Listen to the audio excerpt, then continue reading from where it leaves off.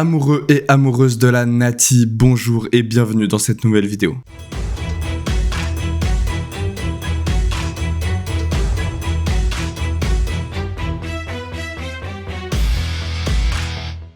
Il vient de signer au Milan AC, l'un des clubs les plus historiques d'Europe, pour 36 millions d'euros. Il est ainsi devenu le troisième joueur suisse le plus cher de l'histoire du football suisse, derrière Granit Xhaka, qui a signé à Arsenal, et Dan N'Doye, qui est parti cet été à Nottingham, un autre transfert qu'il va falloir surveiller de très près. Après s'être révélé à Lucerne, il a explosé en Belgique, au club de Bruges, où il est devenu meilleur joueur du championnat, en tout cas c'est le titre qu'on lui a décerné. Je parle bien sûr de Ardon Jahshari, l'un des espoirs les plus importants du football suisse, l'un des cracks de la Nati, un joueur dont on parle pourtant pas beaucoup. Et quand on le fait généralement, c'est pas en bien. Un joueur très clivant, aussi adoré que détesté, qui, on l'a compris, va occuper le paysage médiatique du football suisse durant les prochaines années. Pourquoi les supporters de la Nati ont pour beaucoup autant de mal avec Ardon Jahshari ? Je vous explique tout dans cette vidéo. On va revenir un petit peu sur le parcours d'Ardon Jahshari, comment il est arrivé au Milan AC, comment à 23 ans il a déjà pas mal de bagages derrière lui et pas mal d'histoires malheureusement. On va un peu revenir sur tout ça dans l'ordre chronologique. Déjà, il fait ses débuts au FC Lucerne, ce qui est pas fréquent pour les joueurs de l'équipe de Suisse. Quand tu regardes un peu les derniers joueurs de la Nati sur les 10 dernières années, comme ça il y a Vargas qui me vient en esprit, il y a Freuler. C'est un peu tout dans l'idée, il y a peu de joueurs, généralement ils passent plutôt par Bâle, parfois Young Boys, Zurich, parfois même les clubs romans, Servette et Lausanne, mais c'est vrai que Lucerne c'est pas fréquent. C'est déjà que de base il y a une popularité à ce niveau-là qui est un peu moindre. À Lucerne on sent très vite qu'il a un certain potentiel et il fait son premier match le 30 janvier 2022 face au FC Bâle. À seulement 19 ans et il devient immédiatement titulaire. Les 7 matchs qui vont suivre, il va tous les jouer. Peu importe son âge, son talent est trop évident pour que Mario Frick, le coach de Lucerne à l'époque, s'en prive. Et à partir de là, Jahshari n'a jamais cessé de monter en puissance. Véritable métronome au cœur du jeu des Lucernois, il s'impose comme l'un des plus grands espoirs de la Super League et va même aller taper dans l'œil de Murat Yakin, qui, à la surprise générale, le convoque au Mondial 2022 en Russie. Moins d'une année après ses débuts professionnels. Il comptait une seule sélection à ce moment-là, et c'était une vraie surprise de le voir dans ce groupe-là. Il y avait aussi Fabian Rieder qui avait été convoqué, vraiment deux appels que personne n'attendait, une petite surprise à la Yakin. Alors certes, Jahshari ne disputera qu'une seule minute durant ce mondial, et pourtant il va déjà faire parler de lui, malgré lui. C'est contre la Serbie, dans une sacrée partie finalement remportée 3-2 par la Suisse, que au terme de ce duel très tendu, on sait que les matchs Serbie-Suisse généralement les esprits s'échauffent rapidement, Granit Xhaka à la fin en guise de célébration a décidé de se vêtir du maillot de Jahshari. Alors ce geste peut paraître tout à fait anodin, mais si vous suivez un petit peu l'histoire politique entre le Kosovo, l'Albanie et la Serbie, vous savez que Jahshari est également le nom d'un des principaux fondateurs et dirigeants de l'armée de libération du Kosovo, Adem Jahshari, considéré comme un criminel en Serbie. Évidemment, c'est un geste de la part de Granit Xhaka qui va vraiment déplaire, notamment aux Serbes évidemment, mais même au sein des médias suisses, beaucoup vont lui reprocher ce mouvement-là, ce geste, et Jahshari va être un peu mis dans le même panier malgré lui, en fait. Maladresse ou pas, chacun se fera son avis, quoi qu'il en soit, c'est la première fois que Jahshari fera parler de lui pour autre chose que ses performances sur le terrain. Et malheureusement pas la dernière. En Super League, Jahshari marche sur l'eau. Il devient le chouchou des supporters lucernois et même le capitaine du club à seulement 20 ans. Ardon est tout simplement un crack. Et il est temps de parler de son style de jeu. Quel genre de milieu de terrain est Ardon Jahshari ? Jahshari c'est un 6, soit ce qu'on pourrait appeler comme milieu défensif, même s'il a aussi la capacité de jouer en 8, un peu en box-to-box. On peut pas vraiment parler d'un créateur à la Pedri, ni d'un destructeur physique à la Casemiro, c'est un jeu qui repose beaucoup plus sur l'équilibre. Déjà, c'est un énorme volume de jeu. Il couvre des grandes parties du terrain. Avec le ballon, il est crucial dans la sortie d'un pressing. Grâce à son calme balle au pied, il est relativement ambidextre et il est très doué techniquement. Il va pas faire des envolées de dribbles impressionnants ou tenter des gestes, voilà, je mentionnais Pedri avant, on n'est pas dans ce style-là. Néanmoins, il a une certaine élégance quand même, balle au pied, et une vraie capacité à faire progresser le jeu vers l'avant grâce à ses qualités techniques, qui sont pour le coup évidentes. Mais là où avoir Yachari dans son équipe est une vraie plus-value, c'est dans le jeu sans ballon. Il a une véritable aisance à enchaîner les pressings, les récupérations et les projections vers l'avant. Il a une vraie capacité à maintenir un pressing élevé durant tout un match. Pendant 90 minutes, il va courir comme un chien fou. Et il le fait à merveille grâce à une excellente compréhension du jeu qui va lui permettre d'être toujours bien positionné et de couper les lignes de passe. En gros, il est d'un soutien extrêmement important pour les défenseurs et il n'hésite pas à lancer en profondeur les attaquants grâce à des longs ballons. Et si je vous raconte tout ça, c'est parce que son style de jeu joue également sur sa popularité. Parce que Yachari est certes élégant balle au pied, mais c'est pas un joueur bluffant. Il va faire lever les foules ou attirer les gens dans les stades. C'est pas ce style de joueur-là. C'est joueur de l'ombre un peu. Il va pas pouvoir compter sur des gestes techniques fous ou un triplé pour faire oublier ses polémiques. En revanche, c'est un vrai leader. Sur le terrain, il n'hésite pas à distribuer les instructions à ses coéquipiers, à les replacer, à crier, à gueuler, à les diriger vraiment tel un capitaine. Il a vraiment ça dans l'âme pour le coup. Il est vraiment en capacité de leader une équipe, de la diriger vers la victoire. Qualité qu'on retrouve chez son coéquipier Granit Xhaka, d'où de nombreuses comparaisons. En 2023, après 2 saisons, Yachari a tapé dans l'œil de nombreuses écuries, européennes et suisses. Son choix se porte alors sur le FC Bâle. Avec le conseiller et la famille, nous avons décidé qu'il était temps de changer. Nous sommes arrivés à la conclusion que je voulais rester en Suisse. Je suis convaincu que je peux franchir une nouvelle étape dans ma carrière à Bâle. C'est ce qu'il avait indiqué pour Lucerne Zeitung à l'époque. Il avait même insisté en disant « Je veux demander aux dirigeants de négocier avec Bâle ». Une position osée. C'est une sacrée déclaration, c'est quelque chose qu'on voit pas énormément dans le mercato, même si on le voit de plus en plus, qui va vraiment mettre Lucerne dos au mur. Le problème, c'est que Lucerne va refuser catégoriquement de le vendre à un concurrent.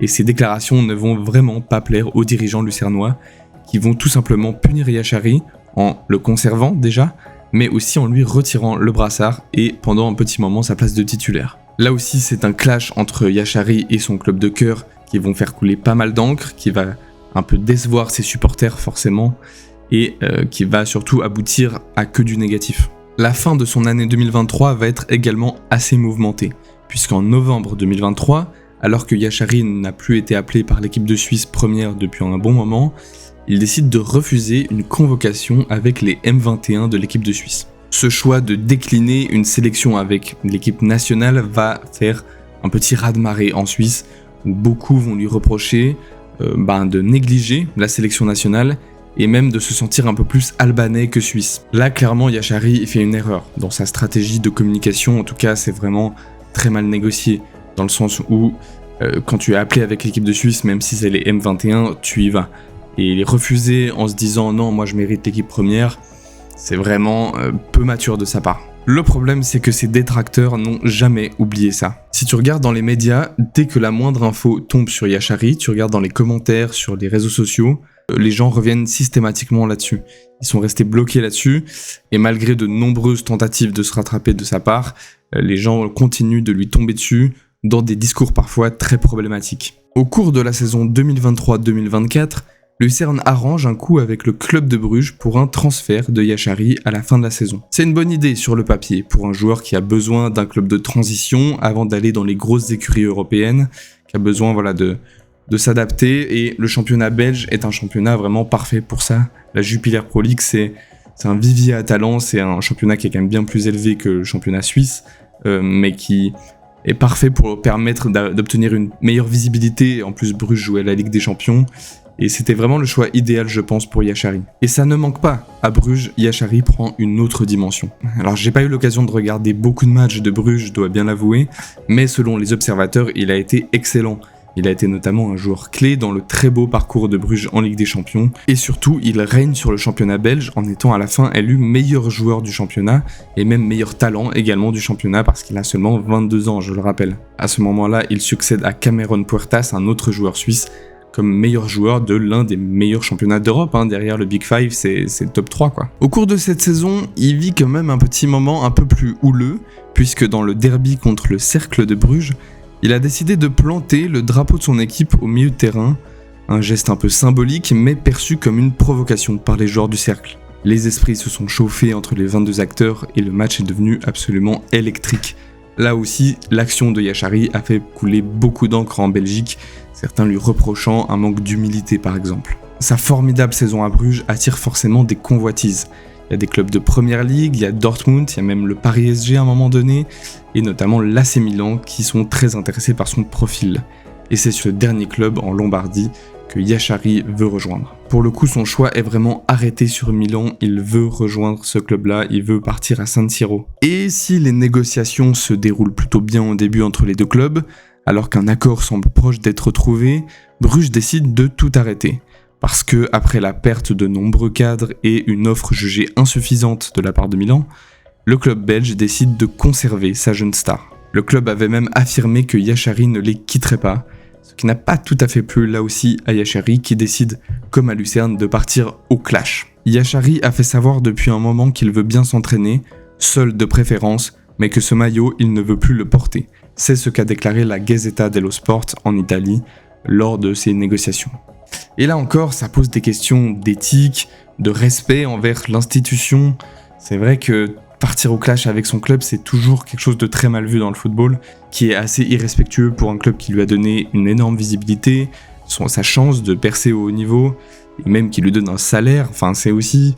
Ouais, éthiquement, il y a quand même des questions qui se posent. Sauf que cette fois, contrairement à Lucerne, eh bien son transfert finit par aboutir. Il débarque à Milan après un très long feuilleton pour une somme de 36 millions d'euros. Pour le plus grand bonheur des fans de San Siro qui l'ont adoré dès son premier match amical. Aujourd'hui, Yashari a une chance à saisir à Milan. Ils ont perdu Reinders qui est parti à City, et ils n'ont pas hésité à investir beaucoup sur lui, c'est le 9e transfert le plus cher de l'histoire, et il est à 4 millions du 2e transfert le plus cher de l'histoire de Milan. C'est conséquent, c'est pas souvent qu'ils investissent autant sur un joueur, et là pour le coup, ils croient clairement en ses capacités. Guy semble déterminé à en faire un titulaire, et je me réjouis vraiment de voir ça. Parce que je suis convaincu qu'il a le talent pour s'imposer dans cette équipe.